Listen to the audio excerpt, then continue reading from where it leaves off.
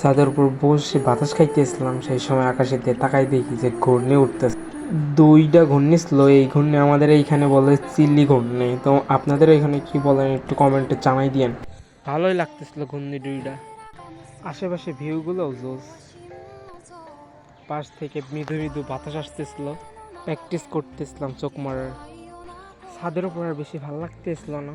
দেখেন আমার পাটা কত লম্বা হয়ে গেছে, দেখছেন? ভালো লাগতেছিল না বইলা ছাদের উপর একটু হাঁটাহাঁটি করতেছিলাম, এদিক থেকে ওই দিক, ওই দিক থেকে ওই দিক, এমন করতেছিলাম, তাও ভালো লাগতেছিল। অনেকক্ষণ হাঁটাহাঁটির পর এবার ডিসিশন নিয়ে নিলাম যে ছাদের থেকে এখন চলে যাবো।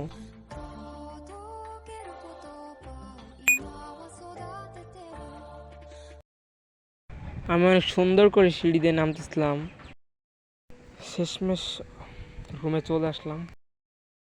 Thank you for watching this video.